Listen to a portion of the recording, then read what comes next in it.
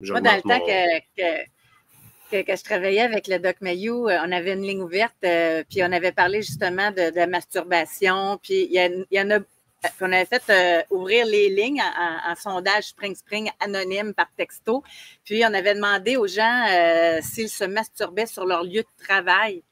On avait été étonnamment surpris d'à quel point il y en a. Puis il y en a beaucoup que c'était, tu sais, qui travaillent dans un milieu, puis c'était principalement masculin, là. Fait que l'homme arrive dans un milieu de travail à faire une présentation, mais là, il est comme, il voulait se soulager. Il y en a qui étaient entourés de belles femmes, fait qu'elle allait se soulager dans la salle de bain pour être capable de se concentrer. C'est-tu quelque chose que tu entends souvent? Moi, je n'irais pas jusqu'à dire que ça peut être une dépendance, mais c'est quelque chose de beaucoup plus fréquent qu'on le pense. Là. Mais tu vois, on a quand même je n'irais pas mettre une dépendance, mais j'irais peut-être te mettre le principe que c'est... on a un facteur ici. Quand je dis quelqu'un a de la misère à gérer, je gère mal mon anxiété, je vais tomber dans masturber, je gère mal mes pulsions, je gère mal mes envies, je vais aller... Tu sais, c'est ça l'affaire, c'est qu'on va toujours l'utiliser comme un moyen. C'est une conséquence à quelque chose. C'est pas...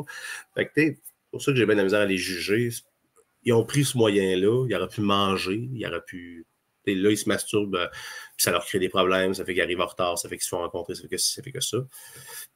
Fait que, moi, je te dirais que dans le cas présent, quand je parlais avec des collègues par rapport à, mettons, l'université, juste les étudiants à l'université, il y a quand même pas des données, mais quand même certaines données qui présentent, ben oui, c'est pas des données, oui. Il y a des données qui présentent quand même que les étudiants à l'université, surtout les garçons, dans les périodes d'examen, vont avoir une augmentation au niveau de la fréquence de masturbation.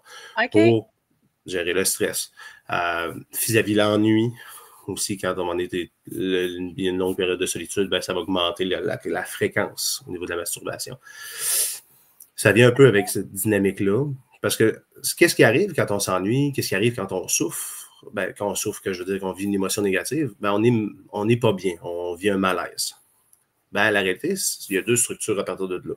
Ou, d'une part, je vais confronter mon malaise, ça veut dire que je vais aller faire de quoi qui est productif, mais qui demande un effort, ou je vais reprendre la chose qui est la petite affaire spontanée qui me donne un petit kick de joie qui me fait passer le problème.